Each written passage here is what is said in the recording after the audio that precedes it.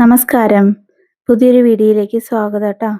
അപ്പോൾ ഇന്നത്തെ റെസിപ്പി മാമ്പഴ പുളിശ്ശേരിയാണ്. അപ്പോൾ പെട്ടെന്ന് തന്നെ അതിൻ്റെ ഇൻഗ്രീഡിയൻസ് ഒക്കെ നമുക്കൊന്ന് കാണാം. കുറച്ച് പഴമാങ്ങ എടുത്തിട്ടുണ്ട്.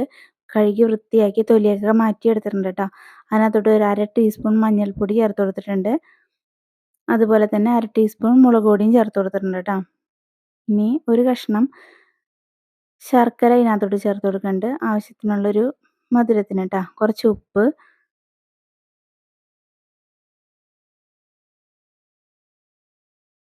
കുറച്ച് വെള്ളം കേട്ടോ. അതിനകത്തോട്ട് ഞാനിപ്പോൾ ആഡ് ചെയ്തേക്കണത് കുറച്ച് ചൂടുവെള്ളമാണ് കേട്ടോ. തിളപ്പിച്ച വെള്ളമാണ്. അത് ആഡ് ചെയ്ത് കൊടുത്തിട്ടുണ്ട്. ഇനി ഒരു 3 പച്ചമുളക് അത് രണ്ടാക്കി പൊളിച്ചിടുന്നുണ്ട് കേട്ടോ.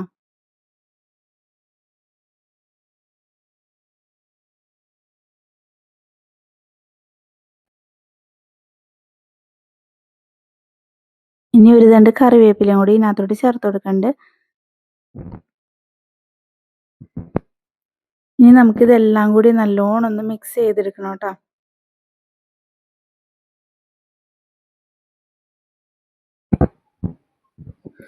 മാമ്പഴ സീസണൊക്കെ ആയിട്ടുണ്ടെങ്കിൽ ഇങ്ങനെ ഒരു കറി വെക്കാതെ ആരും ഇരിക്കില്ല അല്ലേ. എല്ലാവരുടെ വീട്ടിലും ഇതുപോലത്തെ ഒരു കറി ഒരിക്കലെങ്കിലും ഉണ്ടാക്കും ഈ സീസണിൽ. അപ്പോൾ ഇതൊന്ന് തിളച്ച് വന്നിട്ടുണ്ട്.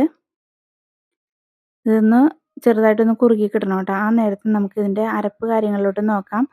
ഒരു മുറി നാളികേരം ചിരണ്ടി എടുത്തിട്ടുണ്ട് കേട്ടോ.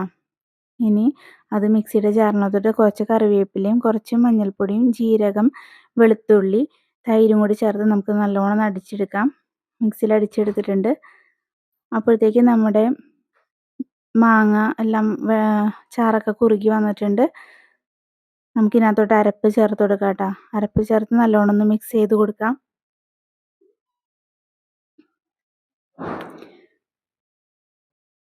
പോരാത്ത വെള്ളം കൂടി ചേർത്ത് കൊടുക്കാം കേട്ടോ. നല്ലോണം ഒന്ന് മിക്സ് ചെയ്ത് കൊടുക്കാം.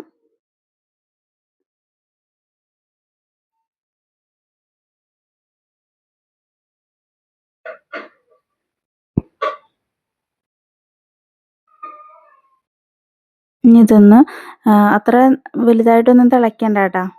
ഒന്ന് ചെറുതായിട്ട് തിള വന്നാൽ മതി. അപ്പോൾ ചെറുതായിട്ട് തിള വന്ന് തുടങ്ങിയിട്ടുണ്ട്.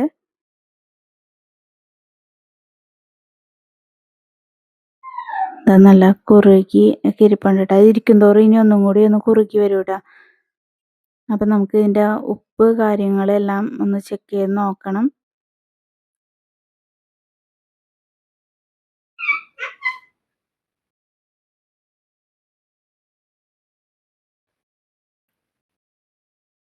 അപ്പോൾ എനിക്ക് കുറച്ച് ഉപ്പ് കുറവായിട്ട് തോന്നി കേട്ടോ. അപ്പം ഞാൻ ഉപ്പ് ചേർത്ത് കൊടുക്കുന്നുണ്ട് പോരാത്തത്.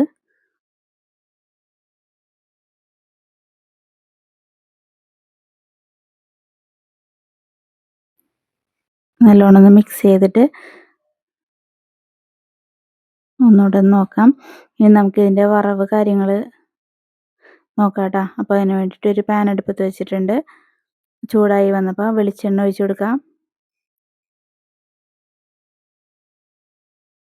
കുറച്ച് കടുക്,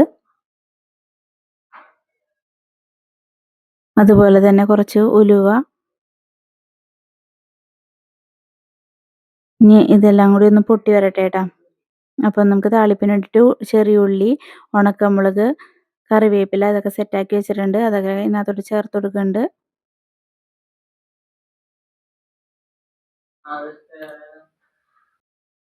നമുക്കതൊന്ന് മൂപ്പിച്ചെടുക്കണം. ഇത് മൂത്ത് വരുമ്പോൾ ഇതിനകത്തോട്ട് ഒരു കുറച്ച് പേരിന് ഒരു മഞ്ഞൾപ്പൊടിയും ഒരു 1/4 ടീസ്പൂൺ മുളക് പൊടിയും കൂടി ചേർത്ത് കൊടുത്തിട്ടുണ്ട്. നമ്മുടെ കറിക്ക് നല്ലൊരു ലുക്ക് കിട്ടാനായിട്ട് ലുക്ക് കിട്ടാൻ വേണ്ടിയിട്ടാണ് കേട്ടോ.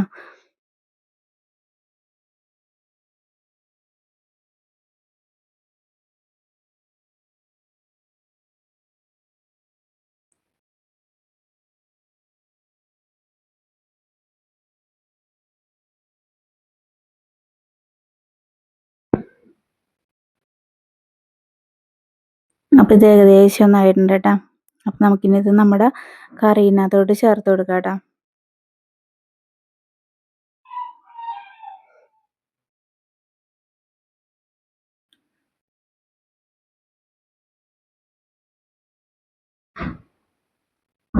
ഇതിനെ പുളിശ്ശേരിന്നോ കാളനെന്നോ എന്ത് വേണമെങ്കിലും വിളിക്കാം കേട്ടോ.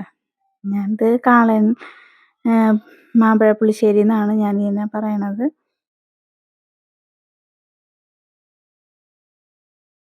ഇതൊക്കെ ഒരു നൊസ്റ്റു ഫീലിംഗ് ആണ് ഇതൊക്കെ കഴിക്കുമ്പോൾ കേട്ടോ. വീട്ടിൽ എല്ലാവർക്കും ഇത് ഭയങ്കര ഇഷ്ടമാണ്. അങ്ങനെ താളിച്ച് വയ്ക്കുമ്പോൾ നമ്മുടെ കറിക്ക് ഒരു പ്രത്യേക ലുക്കും കൂടി കിട്ടും. എന്താ ലാസ്റ്റായിട്ട് ഒരു തണ്ട് കറിവേപ്പിലയും കൂടി കറിയുടെ മുകളിലോട്ട് വെച്ച് കൊടുക്കുന്നുണ്ട്. അപ്പോൾ ഇത്രേ ഉള്ളൂ, നമ്മുടെ കറി ഇവിടെ റെഡി ആയിട്ടുണ്ട്. വീഡിയോ ഇഷ്ടപ്പെട്ടാൽ ലൈക്ക് ചെയ്യാനും സബ് ചെയ്യാനൊന്നും മറന്നു വരുത് കേട്ടോ. Okay, thank you for watching.